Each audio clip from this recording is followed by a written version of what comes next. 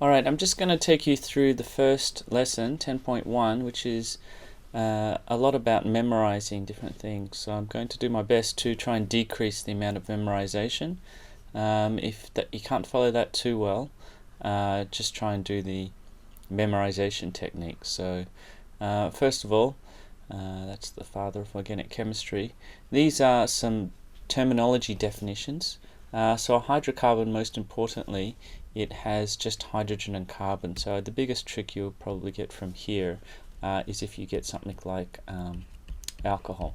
And because I'll just draw the full structural formula here. That shows you how they're all arranged. That's the structural formula. Because there's an oxygen here, it's not a hydrocarbon, this particular one here. The molecular formula will just show you the numbers of atoms, and that will be here. So normally we write CH3. This is the condensed structural formula, CH2OH, that shows us the functional group. But if we were just going to show you the molecular formula, it would simply be this, and that would be a 6, because it's converting the OH, C2H6. If there happened to be another oxygen on here, so that was a 2, the empirical, all of that could go to another lowest common denominator, so you could get CH3O, and that would be a empirical formula if the molecular formula was this. Okay, so when we're mentioning hydrocarbon molecular structure, condensed structural or structural, that's structural here, and that's condensed structural empirical formula. Be aware of what those things are. Homologous series are what this lesson's really about, so we'll name series of compounds with similar functional groups. Okay, here we have a set example like I showed you before.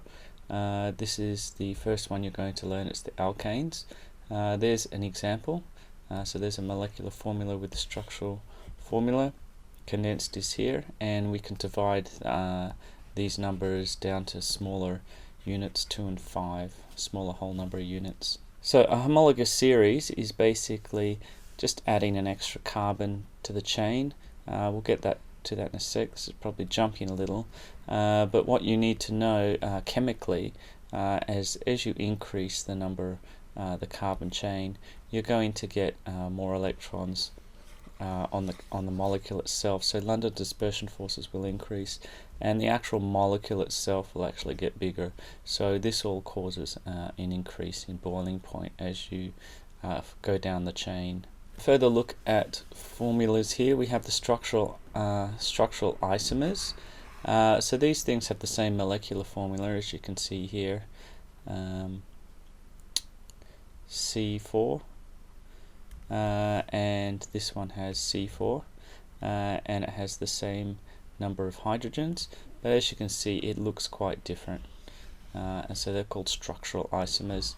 And what you'll see is with the branching, I think it's on the next slide, it will cause sort of a disconnect and gaps between the molecules, so that will decrease the attractive forces. So this one here will have a lower melting boiling point than this one over here.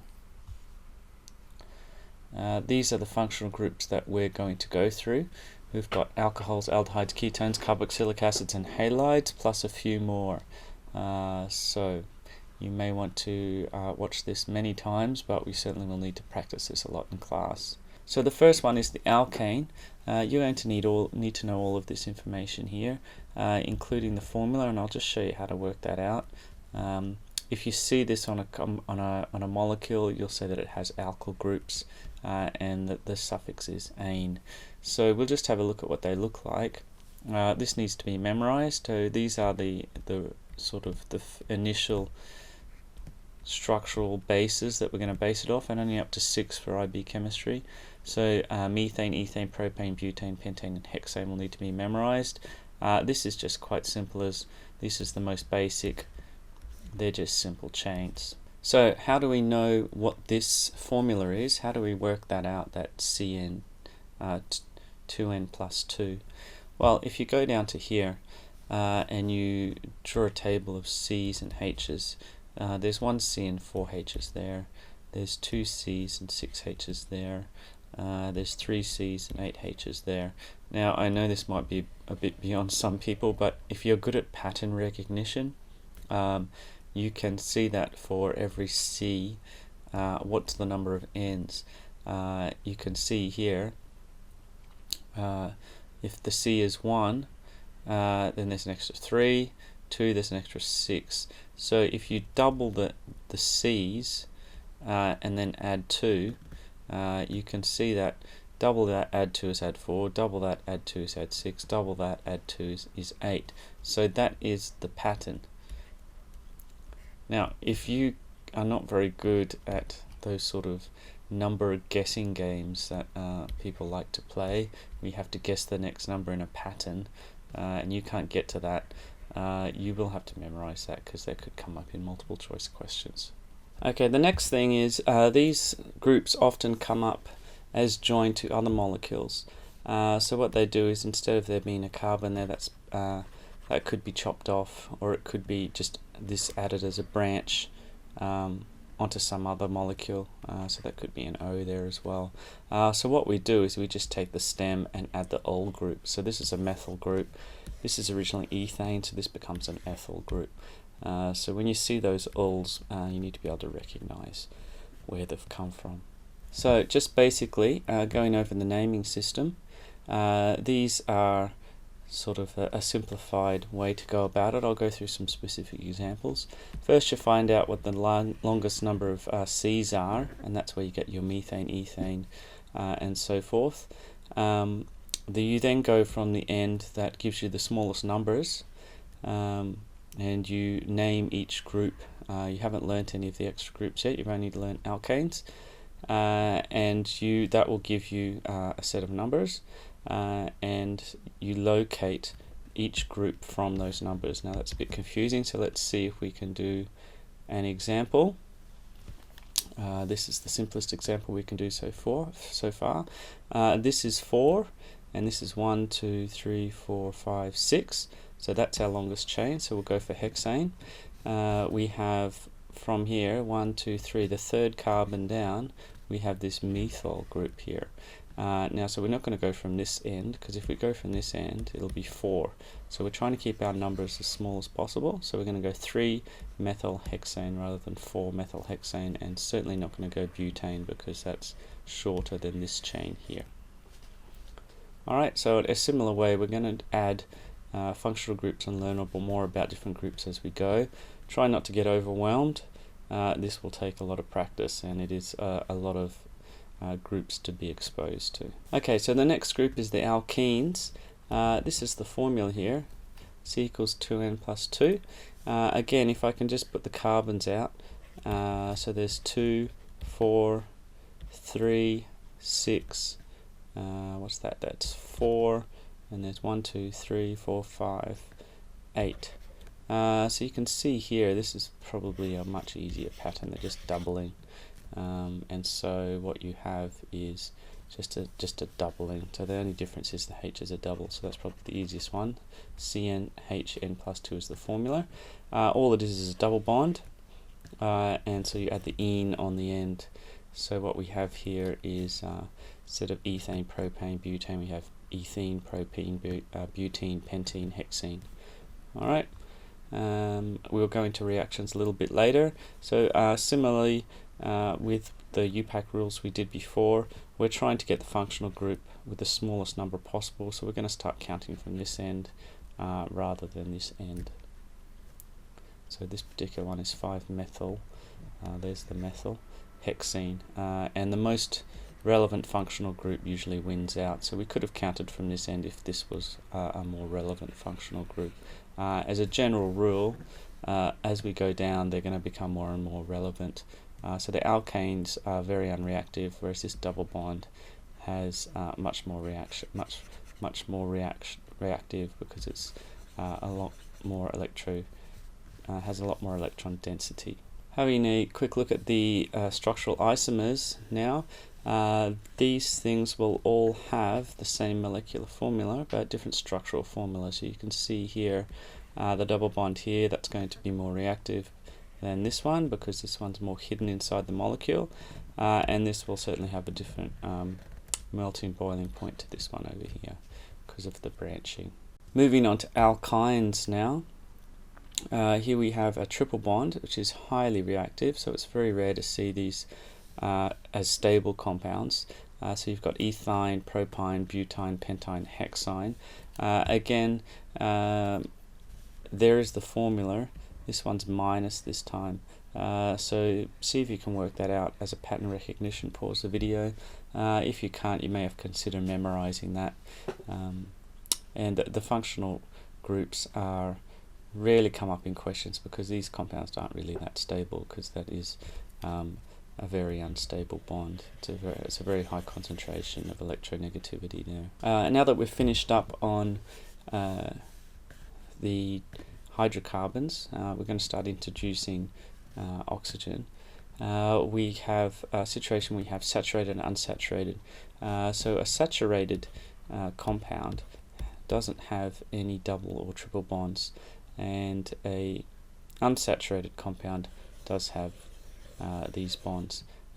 Generally the consensus at the moment is unsaturated. Often saturated fats are not as healthy for you as unsaturated fats. That may be due to the fact that these are reactive, so your body can take those as reactions and do things with them more than what they can do with an unsaturated fat, such as coconut oil or animal oils, which you'll find are more likely to be solids as well, like butter as well.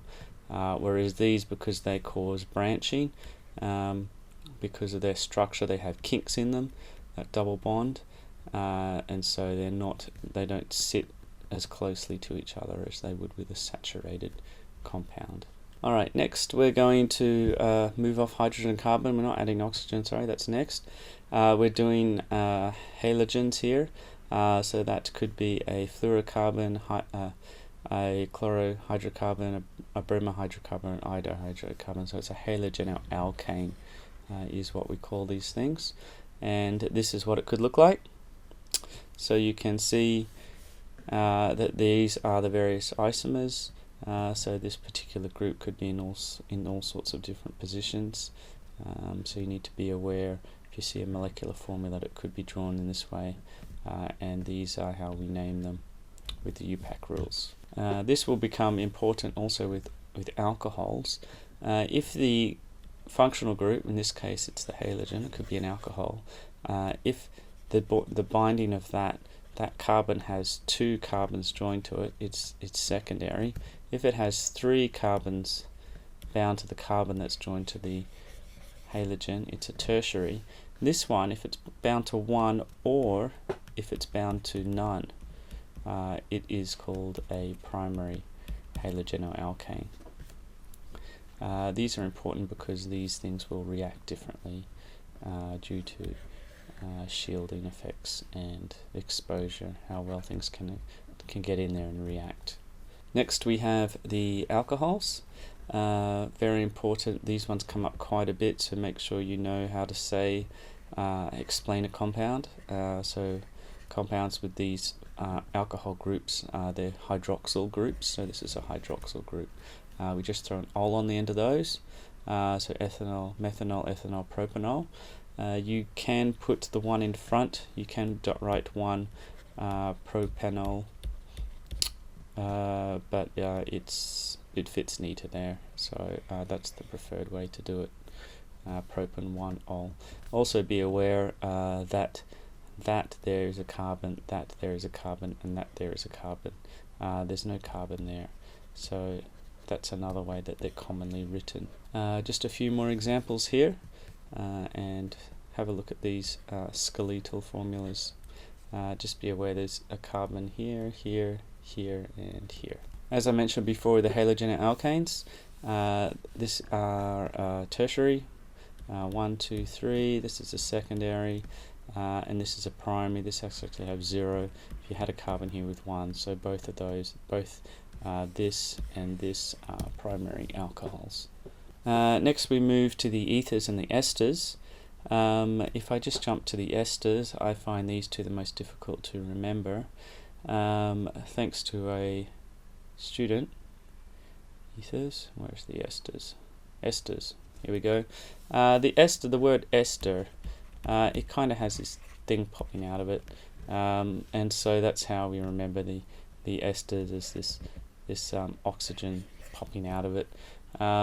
If you have a look at the ethers, on the other hand, they're sort of like, they flow, and they don't have this like T popping out of them. It's a bit messy here, but there's no this bump here. So that's how I remember the difference between ethers and esters, and I've always had trouble with that. So you need to find a way that you can remember some of these things. Some of them will be easier than others because we'll do reactions with some of them, so you get a lot more practice and use with them. Sometimes it's easy. Take a note that the ether group is called ether, so the homologous group and the name of the functional group are the same thing. Naming them is an oxy. So if you have a look here, you grab this as the chain, as the side group. So you grab the longest carbon group here, so that's ethane, 1, 2, 3, there we go, there's a longer one there, there's propane. Alright, you take that as a side group, so that would be the 2-ethoxy. There also happens to be this now popping off it, so that's 2-ethoxy, 2-methyl propane. Don't get too caught up with the specifics of the UPAC rules. They have rules for which one's in order, such as alphabetical, and also which one's more relevant. So you won't be tested to that level. They'll give you relatively simple compounds. Probably this is too hard, to be honest. This is more appropriate. Things that just have a set answer and are not going to be too confusing. So this is the longest chain, or this one, it doesn't really matter. So choose one side, and so that's a methane group, and this will be the methoxy addition to it. Next, I'm going to jump to aldehydes. This is what they commonly look like. They do the CHO thing there. You just add an Al to the end of it, so it's a double bonded oxygen there. So ethanal, propanal, butanal, pentanal. The next one here are the ketones. Ketones just have the "-one" add to the end of it. So please look at this one here. These are quite common, and they're called carbonyl groups, and so you need to remember those. And if you have a look here, you just add an "-one" on the end of it, and tell me whereabouts this double bonded oxygen is. So it's popping up over here. The longest one, there's no branching there, and so we're going to start from this end instead of this end. So it's 2, there's 5 carbons, so it's pent, and it's on the double bond is on the second carbon, so it's pent and 2-one. Next one, we come back to the ester. You add an O8 for esters. So if we have a look at some of these, you always take the longest. This is different in that you always take the carbon chain that has the double bonded oxygen on it. So that will always be our initial stem, and that will always be initial stem. So that's slightly different to some of the rules we've been following so far. And so we will grab this as the side group, so that's the ethyl, and this is the chain, so it's methanoate. This time this is the side group because it doesn't have the double bonded oxygen on it, so it's methyl ethanoate. Carboxylic acids you'll cover a lot more when we do acids and bases, and so you'll start to recognize whenever you see the COOH, that's what it looks like. It's a double bonded oxygen with an alcohol group here, and that hydrogen's not very well bound, and that comes off to become an acid, but not very well, so it's a weak acid. So you need to add oic acid to those things, and so here we have ethyl, so that's ethanoic acid, propyl, so that's propanoic acid,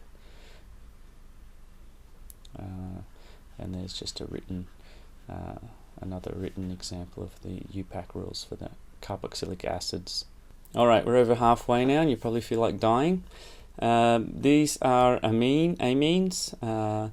These are just as important as the carboxylic acids because that's what you get your amino acids that make up proteins.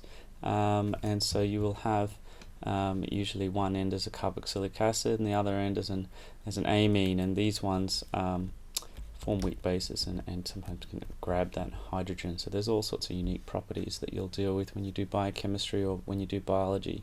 They're called amino groups, and so when you see an NH2, you should recognize that that's going to be an amine. So just when you see that, just throw the word amine at the end. So ethylamine, dimethylamine, so that's just the alkanes chain to an ol and add amine to the end. Very similar to that are the amides. These are just like carboxylic acids, but instead of having the OH group there, you've got the NH2. So we change that to an ide. If you see that functional group, which is a little rarer, that's called a carboxamide group. So here we have some examples.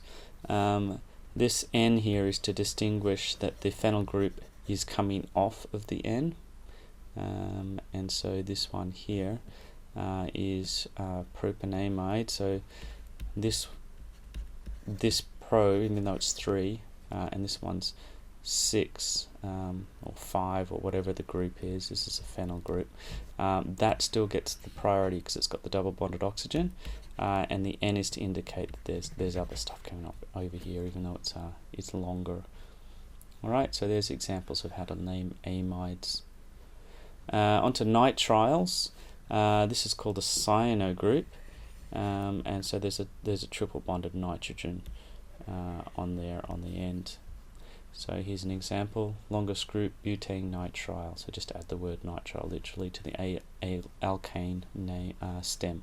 Finally, the arenes. We know these best as phenyl groups, and so the best example is benzene. That's just not a group at all, it's just by itself. These are the ways to write it, and so you need to have a chemical explanation for these. Mention that this is not actually accurate, it's resonating, which makes it more stable as the electrons are spread out along all of the possible bondings here, and that minimizes the electron repulsion. So that's one reason why they're so much more stable. And we can see these, hence we see these in stable compounds. So you will often see phenyl groups, carboxylic acid groups, amino groups, and hydroxyl groups. They're probably the 4 most common ones that you'll see in a compound. Another look at this too is another way to explain, besides repulsion of electrons, is you have a look here. If you look here at a single bond, it's slightly larger than a double bond, and the benzene bond is somewhere in between, so that kind of shows you that there is sharing. It's definitely not a single bond, but it's also not a double bond, it's slightly larger than that. Alright, so that's other evidence for the electron density being delocalized. Alright, naming arenes can be a little random. Alright, yeah, it's a benzene group by itself, so that one's just called bromobenzene, and this one here, we've gone for the ethene here, and it's an ethyne because it's a triple bond. So there's 1, 2, we've gone 1, 2 diphenyl.